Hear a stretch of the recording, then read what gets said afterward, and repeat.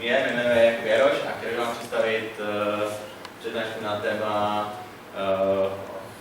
opticky distribuovaný teplotní systém a systém měřící mechanické namáhání.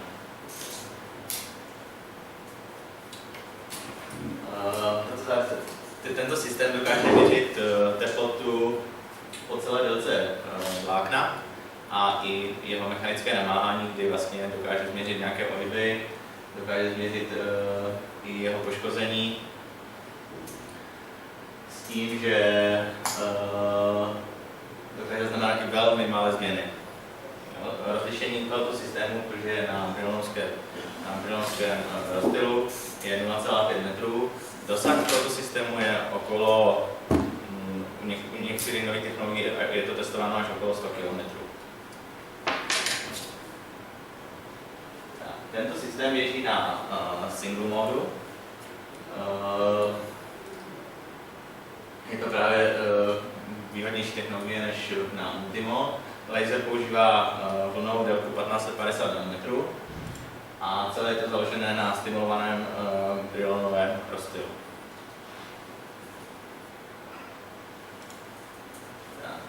Opět vlastně nám tady vzniká Stokesová a anti-Stokesová složka, kdy u Brylonovského rozptylu dochází k frekvenčnímu posunu. Je to trošku jiné než u Ramana. Vlastně to máme krásně znázorněno, že vlastně máme tu vlnu na 1550 nm, kdy vlastně většinou to bývá, ten standard bývá kolem 10,7 GHz a zde máme vlastně znázorněný ten frekvenční posun. Ten vlastně je způsobený tou změnou teploty anebo změnou tím mechanickým namáháním.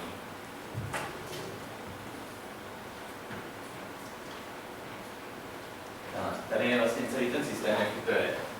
Nejedná se o reflektivní systém, ale o zavřený, takže vlastně máme, že vlákno je zapojené do přístroje z obou stran, s tím, že vlastně se to skládá z laseru, z optical signal processing, s VDM filtru. Dále je tady switch, který vlastně rozděluje na dva kanály. Toto zařízení vlastně má dva kanály, kdy se dají používat oba, ale bohužel jenom každý samostatně nejde to měřit naraz. Ten optical signal processing nám vlastně vytváří dvě vlny, jednu stálou a jednu různí. Tato vlna vlastně potom se zpracovává na fotodetektoru a na AD převodníku.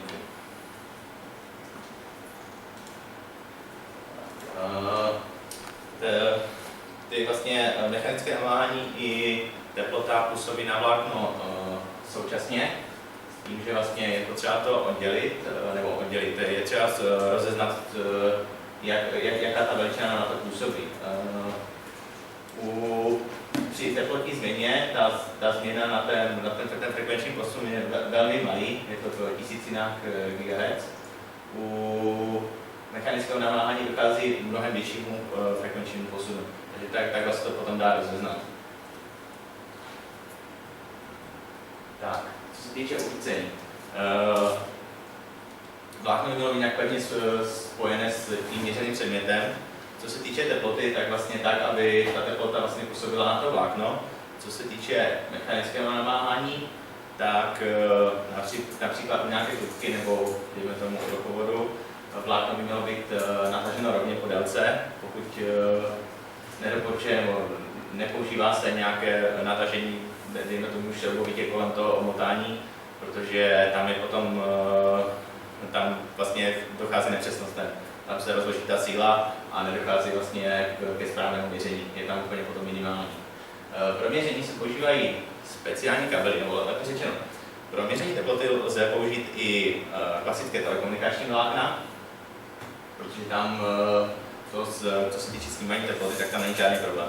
Vlákno akorát by vlastně nemělo by najednou být působené nějaké mechanické namáhání, aby vlastně nám to se nepletlo s tím teplotním. Většinou se používají speciální vlákna pro měření teploty, kdy vlastně to vlákno obsahuje nějakou trubičku, kde je vlastně gel. A i když je ten samotný kabel namáhaný, tak to vlákno je volně uložené v té trubičce s tím gelem a není na něm vyvíjen takový tlak. Na rozdíl od toho, když chceme měřit to mechanické namáhání, tak zde už je potřeba použít speciální kabely, nebo dají se použít telekomunikační, ale maximálně s primární ochranou. Nevýhoda u dalších typů, když už máme nějakou sekundární ochranu, tak je nevýhoda toho, že když už k tomu namáhání dochází, tak ta sekundární a ty další ochrany už musí být tomu přizpůsobené. Protože vlastně, když už nějaký kabel natáhnete a není k tomu přizpůsobený, tak ta smršťovací schopnost už není taková a už to potom vykazuje špatné hodnoty. Takže potom musí být takže na ten strejk určitě musí být speciální kabely, kdy vlastně to vlákno, a nejlépe, když je to vlákno vlastně pevně spjaté s tím obalem. Takže jakýkoliv síla působící na obal je automaticky přenesena i do toho vlákna. Tak, aplikace. Dá se, těch možností je plno, co se tak nejčastěji, nebo nejčastější v průmyslu používané jsou ropovody, silové kabely, potom nějaké různé podmořské systémy, samozřejmě místa, kde je potřeba monitorovat teplotu, po případě nějaké poruchy, někde na nějakém vedení a takhle. Tak, náš systém je od společnosti Omnisense. Rozlišovací schopnost je těch 0,5 metrů, dokáže měřit teplotu i strain, má ty dva kanály. Dva kanály vlastně jsou na sobě nezávislé, ale bohužel měření jde vždycky vlastně jenom na jednu zvlášť. Tak, co se týče zapojení. Vzadu vlastně máme dva páry konektorů pro každý kanál, kdy vlastně měřená trasa, nebo takhle, tento přístroj měří vždycky jenom polovinu trasy. Neumí vlastně změřit celou trasu, řeší se to potom nějakým zařadným vláknem, když vlastně tu jakoby délku té trasy zdvojnásobíme, tak vlastně nám změří celou tu naši původní trasu. Jsou tam dva vstupy to a from, kdy vlastně na té straně tu je ten trvalý signál a tam se připojuje právě ta měřená strana a from je tam ten pulzní signál. Co se týče konfigurace, takže vždycky musíme po zapojení vytvořit nový senzor, kterému musíme přiřadit kanál. Další vlastně ten přístroj si celou tu trasu mapuje jak něco od TDR metru. Musíme udělat průvodní měření a potom kalibraci. A následně vyhodnocení hodnot a upravení parametrů podle toho. Takže prvotní měření vlastně, kdy nám změří tu prvotní frekvenci. Tady to vlastně přístroj si dokáže sám určit délku trasy a nastavit si ty hodnoty. Samozřejmě i podle délky trasy si nastavuje rozlišení a rozptyl. To se dá upravit určitě manuálně. Není problém si trasu měřit i normálním multidiametrem a pak tam ty hodnoty zadat. Tak, dalším krokem je první měření, kdy nám to proměří ty pronosky frekvence. Z toho nám vlastně vyjde následný graf, plus samozřejmě jsou i hodnoty, které se dají exportovat. Na základě těch hodnot je potřeba potom ten přístroj kalibrovat, kdy vlastně učíme offset pro měření teploty a strainu. Máme dva možné druhy kalibrace. První je zadání offsetu, kdy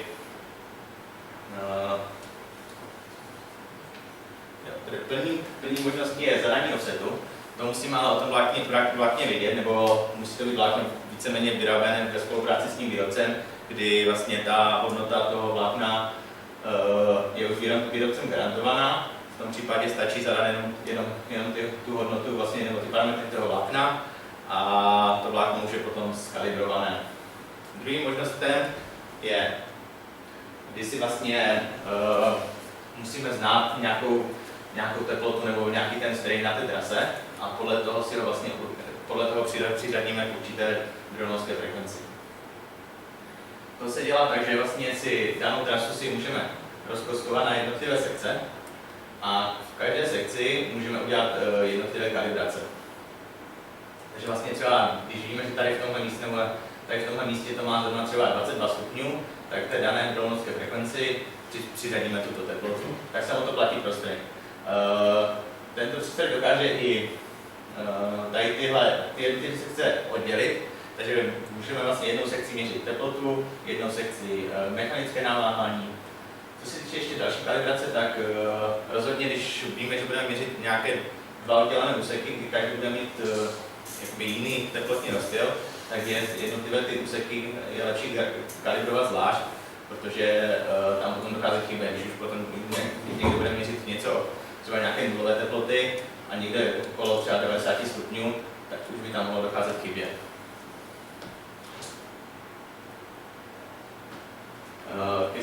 Potom ke zpracování dat slouží program DataViewer, který je zdarma šířitelný. Ten se používá pro vyhodnocení naměřených dat a slouží taky potom i určení chyb a dalšímu vlastně můžou se od něho odpíchnout pro další měření a další nastavení.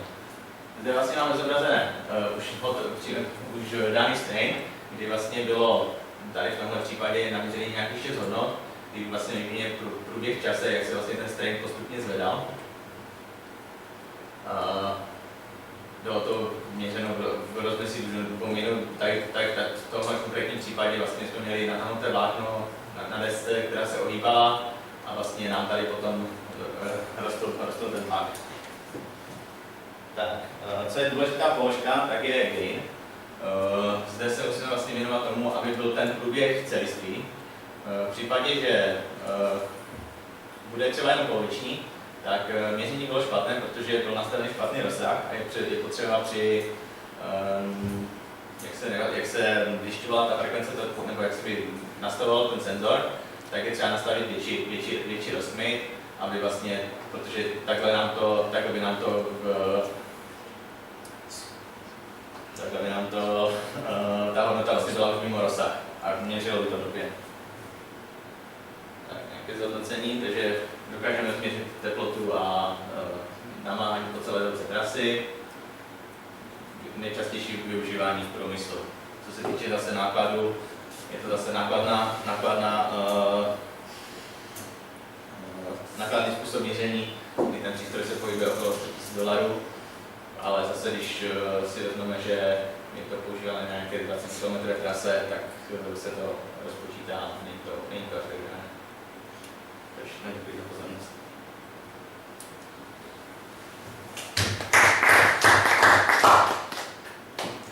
Co jsi měřil třeba zajímavé? Já jsem tam čekal, že tam něco ukážeš, co jsi měřil. Tady aplikace uvedené nebyly, zatím měříme nějaké downloadské frekvence na starých kabelech, zkoušeli jsme právě nějaké průhyby, zkoušeli jsme měřit teploty, nicméně ještě jako zatím zkoušeli měření takhle plný provoz ještě nemáme, nějaké nasazení, nemám zkoušené. Tak začne to, čo som zíš. Je možné merať teplotu aj na telekomunikačných kábloch, ktoré sú prevádzke, alebo to musí byť osobitné vlákno vyhranené práve na to hranie? Máme to vyzkoušené, ale takhle, když tam je nějaký něco na 15, potřebujeme, aby tam bylo to 1550, nebo vlastně taky nemůžeme. Zkoušeli jsme vlastně nějaké to, ale je tam rušení, pak to blbne.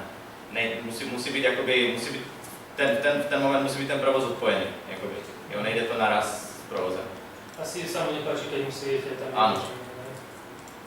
Potom ešte otázka, vlastne mali potom, že in a out, to znamená, že potrebujete prepojiť ten vstup a výstup tej trasy? Áno, musí být vlastně do kruhu zapojené. Je to smyčka. Áno, je to smyčka, není to vlastně reflexní metoda.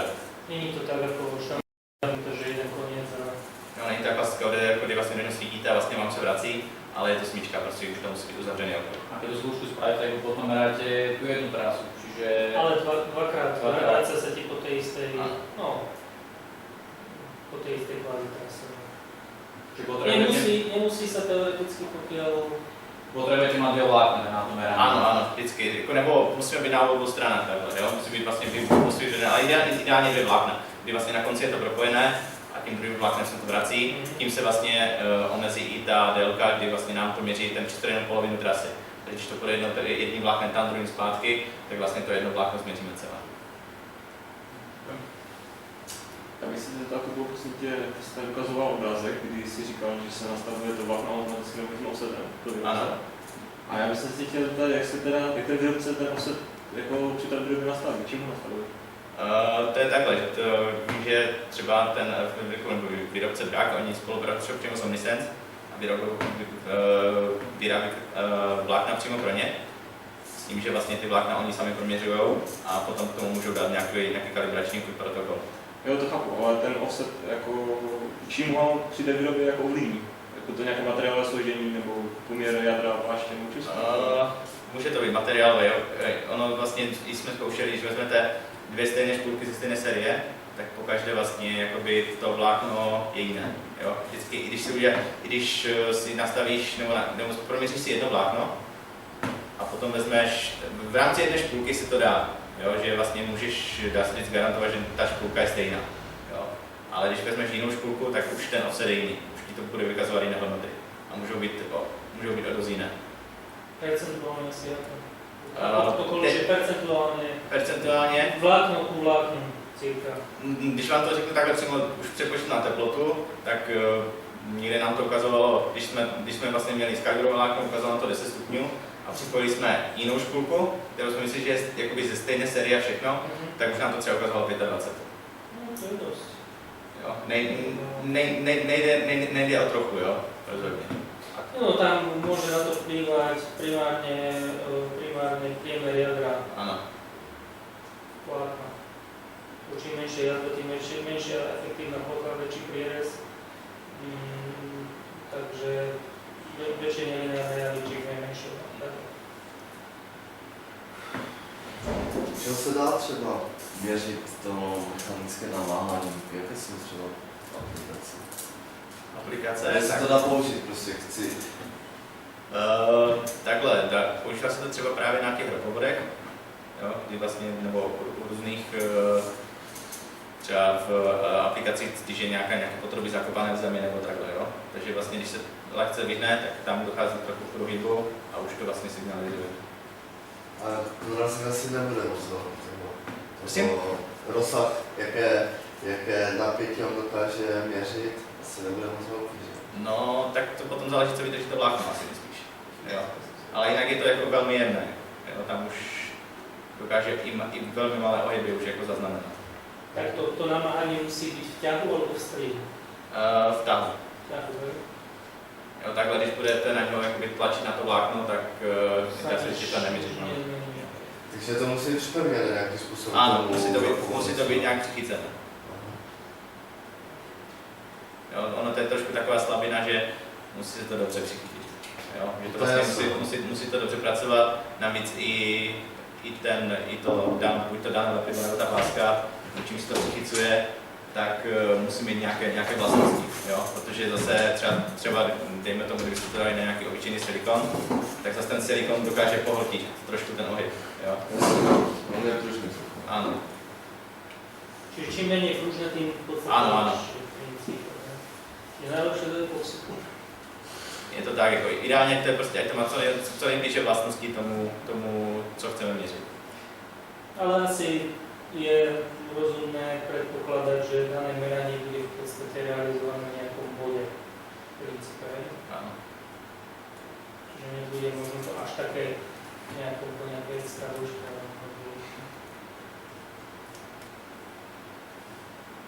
Ještě někdo? Dobrý, zapsaný. Yes. Díky.